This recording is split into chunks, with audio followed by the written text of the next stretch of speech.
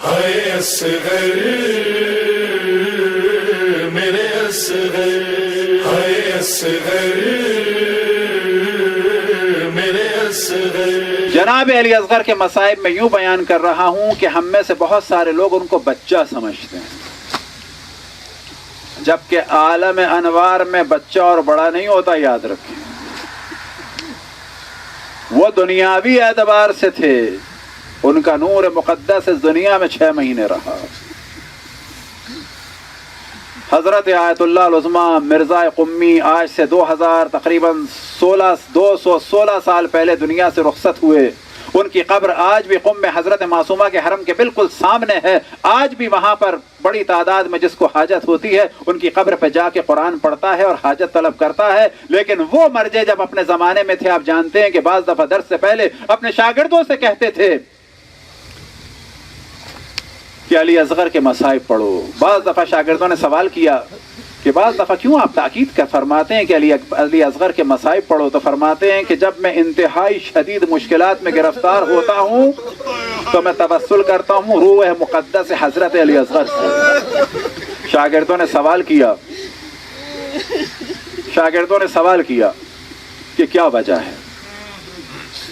وہ وجہ بعد میں بیان کروں، ایک واقعہ اور بیان کر کے کہ جس کے بعد ہمارا تعلق اہل بیت سے اور خصوصاً اس 6 ماہے سے بھی مضبوط ہو اور ہم توسل کریں جہاں چہارد معصومین سے، جہاں جناب عباس سے، تو وہاں جناب علی اصغر کو فراموش نہ کریں۔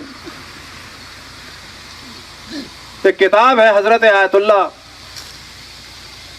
محسن خرازی کی جو معجزات پہ انہوں نے لکھی ہے، اس میں انہوں نے نقل کیا ہے آیت اللہ احمدی میانجی سے۔ وہ فرماتے ہیں میرا ایک دوست تھا، اس کا نام تھا مرزا ید اللہ۔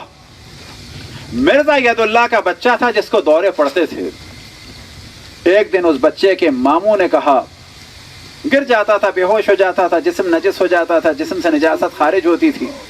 ایک دن اس کے ماموں نے کہا کہ میرے دل میں آیا ہے کہ جناب علی اصغر کو عریضہ لکھوں، خط لکھوں، اپنے نام سے نہیں، اس بچے کے نام سے۔ بچہ 4 سال کا ہے، بچہ 4 سال کا ہے۔ یہ بات سب کو پسند آئی، مرزا ید اللہ کو بھی پسند آئی۔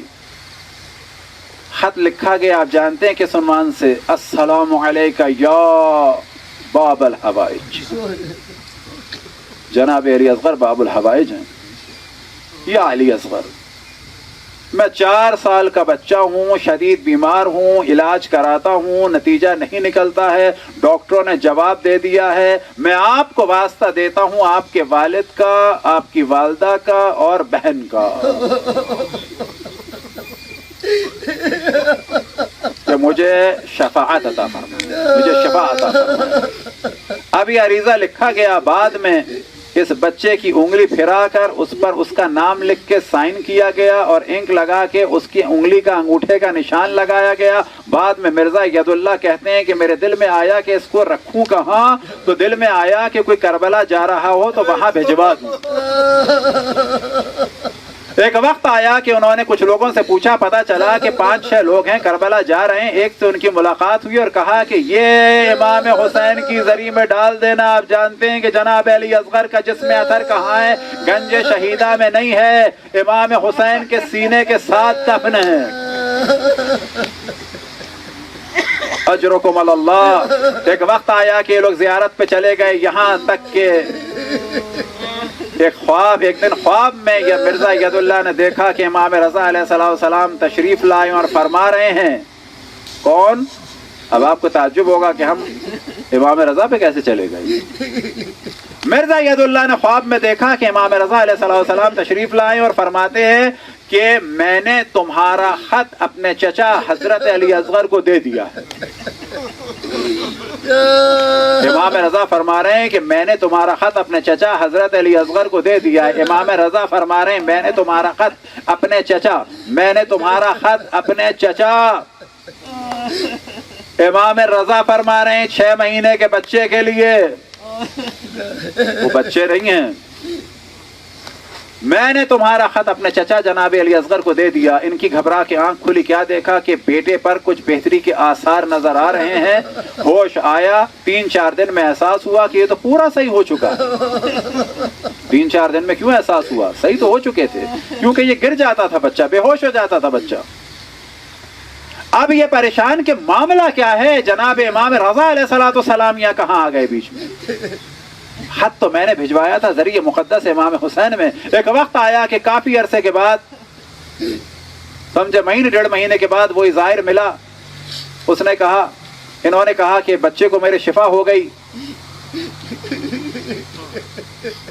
تو وہ کہتا ہے کہ ہاں، اور اس کے بعد اس نے بتایا کہ معاملہ یہ ہوا کہ ہم نے جانے کا ارادہ کیا، 1-2 کر کے میرے دوستوں کو مشکلات ہوئیں اور وہ جانے کا ارادہ ان کا بدل گیا، میں تنہا رہ گیا، میں نے سوچا کہ کربلا نہیں جا سکتا تو مشہد چلا جاؤں۔ جب میں مشہد گیا تو میں نے سوچا اگر ذریعہ امام حسین میں ہی عریضہ نہ ڈالوں تو امام رضا ہی میں ڈال دوں۔ یہاں انہوں نے عریضہ ڈالا امام کی بارگاہ اقدس میں، وہاں انہوں نے خواب میں دیکھا، امام نے فرمایا کہ میں نے تمہارا خط اپنے چچا جناب علی اصغر کو دے دیا ہے۔ اہل بیت کے گھر کے بچے بھی باب الحوائج ہیں، شرط یہ ہے کہ فقط دل صاف ہو، ان سے رابطہ ہو اور اللہ پہ توکل ہو اور ان کی مصلحت پہ یقین ہو کہ اگر توسل کا نتیجہ نکلا تو مصلحت ہے، نہ نکلا تو بھی مصلحت ہے، اجرکم علی اللہ۔ اب شاگردوں نے جب سوال کیا مرزا قمی سے کہ آپ کی یہ بات تو سمجھ میں آ گئی کہ آپ مصائب پڑھواتے ہیں جناب علی اصغر کے، پھر آپ نے فرمایا کہ اس وجہ سے پڑھواتے ہیں کہ جب بہت زیادہ مصائب میں گھر جاتا ہوں تو جناب علی اصغر سے توسل کرتا ہوں۔ اب میں سوال ہم آپ سے یہ کرتے ہیں کہ کربلا کے اتنے شہداء ہیں، آپ جناب علی اصغر ہی سے توسل کیوں فرماتے ہیں؟ تو جناب مرزا قمی نے فرمایا یاد رکھو شہداء کربلا میں جناب علی اصغر میں ایک ایسی صفت ہے جو کسی میں نہیں، جب کسی میں نہیں تو مراد یہ ہے کہ نہ امام حسین میں نہ حضرت عباس میں۔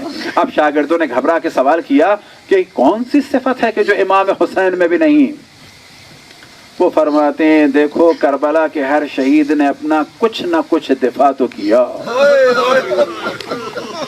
اپنا کچھ نہ کچھ دفاع تو کیا۔ یہ علی اصغر ہے کہ جو اپنا دفاع بھی نہ کر سکا، حرکت کی بھی طاقت نہیں تھی، بس مصائب ختم ہو گئے۔